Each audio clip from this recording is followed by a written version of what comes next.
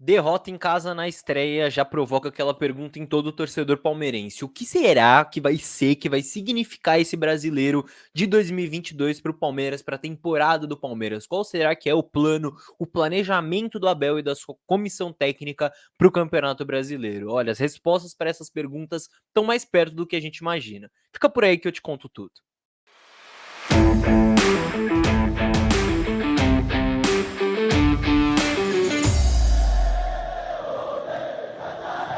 Salve, salve você que acompanha o Análise Verdão aqui no YouTube, meu nome é Leonardo Suzuki, sejam muito bem-vindos a mais um vídeo depois dessa derrota na estreia para o Ceará, em que o Palmeiras jogou muito mal, que a arbitragem foi uma desgraça, que a parte física pesou, enfim, muitos pontos, mas para a gente tentar entender qual que vai ser o planejamento do Abel e da comissão técnica para esse brasileiro de 2022. E eu falei para vocês que a resposta está mais perto do que a gente imagina, né? Pois é, porque a resposta está aqui, no livro do Abel, no Cabeça Fria, Coração Quente.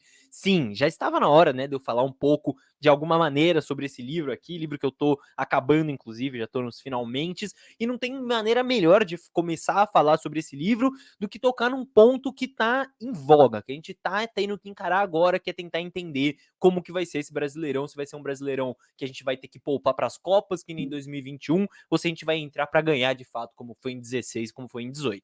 E sim, o livro vai nos ajudar a entender qual é o planejamento do Abel e eu vou mostrar tudo isso aqui para vocês. Só antes eu peço, claro, para você deixar o seu like já de antemão, que é muito importante, que ajuda muita gente. Se você ainda não está inscrito, inscreva-se no canal, estamos quase batendo os 43 mil aí e vamos em busca dos 45, dos 50, enfim. Não esqueça de se inscrever, que é muito importante, de mandar o link para aquele seu amigo palmeirense que ainda não conhece a gente, passar a palavra para frente, que é sempre muito importante, certo? Muito bem, então qual que é o esquema aqui? No capítulo de número 60 do livro, que chama Brasileirão, os objetivos de resultado e de processo, o Abel conta qual que foi o planejamento que ele e a comissão montaram para o Brasileirão de 2021. E esse planejamento eu imagino que não deve mudar, porque foi um planejamento pensado com base em dados dos últimos 11 campeões brasileiros. Então não é um negócio que você muda do dia para a noite. E aqui tem várias imagens no livro do planejamento do Palmeiras jogo a jogo, que são muito interessantes e que eu te mostro agora para a gente poder entender melhor tudo isso.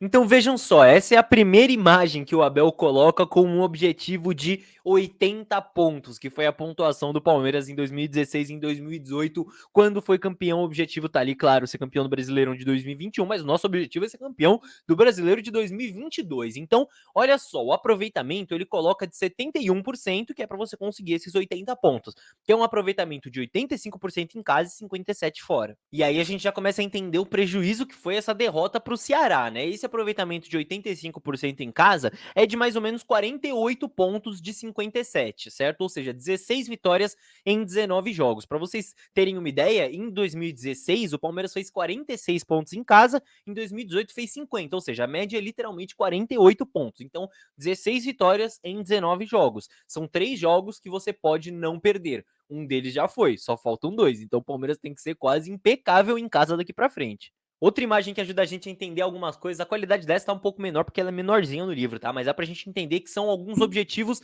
defensivos. Primeiro, de ter a melhor defesa, assim como o Palmeiras fez em 16 e em 18. Em 16, o Palmeiras levou 32 gols, em 2018 levou 26, ou seja, uma média de 29 gols sofridos. O Palmeiras já levou 3 na primeira rodada, então não tem muita margem de erro, não. E um objetivo de 11 finalizações sofridas por jogo, certo? Esse é o objetivo. Contra o Ceará, o Palmeiras permitiu 17 finalizações do adversário, certo? Sendo que 9 foram no gol. Então, pra gente chegar nesse número de 11 aí, precisa baixar muito esse número, ainda mais jogando em casa. Claro que foi um jogo atípico, né? Não é, o Palmeiras não tá deixando o adversário chutar muito o gol em 2022.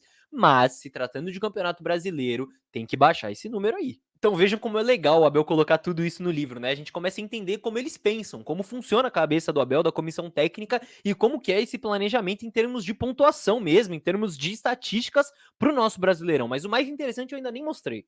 O mais bacana desse capítulo do livro é que ele separa os times que o Palmeiras vai enfrentar. Então ele monta um G8, que são os 8 times mais fortes em teoria, e um G11, que são os outros times. E os objetivos são diferentes. Então vejam só a divisão que ele faz para o Brasileirão de 2021, certo? E o objetivo contra os times do G11 é de 60 pontos de 66, ou seja, quase ser perfeito. E o Abel coloca no livro que ele sabe que é um objetivo quase impossível, né? Você conseguir 60 pontos de 66 contra esses times, mas ele quer colocar o sarrafo lá em cima mesmo para colocar a exigência lá em cima. E qual que é a ideia? Todo ponto que você perde do G11, você tem que recuperar contra o G8, que são os 8 times mais fortes. Agora, como nessa tabelinha aí tá com os times do campeonato passado, eu tomei a liberdade de dar uma atualizada. Vejam só, coloquei o Curitiba, o Goiás, o Botafogo e o Avaí, que subiram da segunda divisão, e dei uma mudada, certo? Os 4 times entraram no G11 e abriu uma vaga no G8 porque o Grêmio caiu.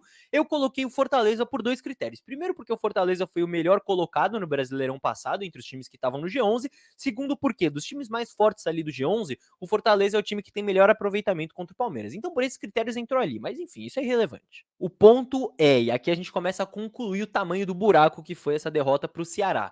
Perdemos 3 pontos para o Ceará, que está no G11, e a gente vai ter que recuperar esses pontos contra o G8. Então, o nosso objetivo agora contra o G11 passa a ser de 60 pontos de 63 possíveis, né? Porque caiu um jogo, e contra o G8 passa a ser um objetivo de 23 pontos de 48 possíveis. Entendo, esses 23 pontos são completamente plausíveis. A gente tá vendo 8 times, né, nesse G8. Se a gente ganha os jogos em casa, por exemplo, são 24 pontos. Então, é um negócio que dá para fazer tranquilamente. O ponto é, a gente vai ter que ir entendendo esse planejamento. A principal perda em todos esses números que eu te mostrei, claro, é no aproveitamento em casa, né? A gente tinha 3 jogos ali de margem de erro para não vencer, um deles já foi. Agora a gente só pode não vencer 2. Claro que isso é em teoria, né? Você pode melhorar o seu aproveitamento fora de casa para compensar, enfim, tem 1 milhão de números, mas eu quero te mostrar como o Abel pensa o Brasileirão, e é isso que eu tô te mostrando nesse vídeo. Agora vejam só que interessante, eu falei, né? Todo ponto que você perde pro G11, você tem que recuperar contra o G8. E o que é bacana é que dos próximos 4 jogos do Palmeiras no Brasileirão, né, fechando essas 5 primeiras rodadas, desses 4, 3 serão contra times do G8. A gente vai enfrentar o Flamengo fora de casa, a gente vai enfrentar o Corinthians em casa e o Fluminense em casa também. Então, 3 times do G8. Então, é uma oportunidade não só da gente recuperar os pontos que a gente perdeu contra o Ceará, mas também de ganhar mais uma margem. Agora, tem um ponto que não tem como eu não falar aqui. Esse elenco vai aguentar? No site do Palmeiras, a gente tem 25 jogadores no elenco profissional do clube. 25, sendo que 3 são goleiros, ou seja, são 22 jogadores de linha. O Daverson vai acabar o contrato no meio do ano, já sabe que ele vai sair, ou seja, são 21 jogadores de linha, certo? Ou seja, dá 2 times ali no limite, contando, claro, os 10 jogadores de linha, para 3 competições, para um brasileiro de 38 rodadas, com mais Libertadores, com mais Copa do Brasil. Sabe, será que vai dar certo? Será que vai funcionar esse negócio? A janela de transferências fecha agora terça-feira. Inclusive, se você quiser que eu faça uma análise do elenco do Palmeiras, pode sair na quarta, por exemplo, depois da janela fechar, manda aí nos comentários, é uma ideia que eu tive aqui e talvez seja interessante a gente analisar de fato esse elenco do Palmeiras para ver se vai aguentar, mas é um ponto que entra na matemática da coisa. Agora, olha só que legal, né? Eu falei sobre o presente do Palmeiras e sobre o futuro também, pegando como base o passado, o livro do Abel Ferreira. E deixa eu te dar uma dica, se você quer conversar mais sobre esse livro, se você quer ter discussões sobre futebol, sobre tática, sobre Palmeiras comigo e com os outros integrantes do Análise Verdão, a gente permite isso para os nossos apoiadores do plano Cabeça Fria, Coração Quente, justamente o nome do livro. O link tá aqui na descrição, primeiro link da descrição, você checa lá, que você pode ajudar a gente. Em troca, a gente faz encontros mensais para poder discutir futebol, tática, para poder ensinar para vocês como a gente produz os nossos conteúdos, tá certo? Mas se você não pode ajudar dessa maneira, não pode apoiar financeiramente o nosso projeto, só de você deixar o like aqui, se inscrever no canal e mandar o link do vídeo para um amigo é muito, muito, muito importante, ajuda muita gente. E agora aquele recadinho que é só para quem fica até o final do vídeo. E como vocês perceberam, esse foi um vídeo um pouco diferente, né? Claro que eu trouxe embasamento aqui, eu trouxe conteúdos de fora, mas não foi uma análise de jogo, né? Foi mais trocando uma ideia com vocês e trazendo elementos ali de fora para poder argumentar. E aí eu pergunto, vocês gostam desse tipo de vídeo? Vocês querem que eu faça mais esse tipo de vídeo, também trocando uma ideia, argumentando, dando uma opinião, fazendo uma análise que não seja propriamente de um lance, de um jogo, de um padrão tático ou qualquer coisa do tipo? Se vocês curtem, comentem aí que eu gosto de ter esse feedback. Por favor, mandem temas também se vocês quiserem. Enfim, só quero ter o feedback de vocês, comentem aí. Mais uma vez peço para você se inscrever, para você deixar o seu like, que é muito importante. Eu vejo vocês todos no próximo vídeo. Tchau, tchau.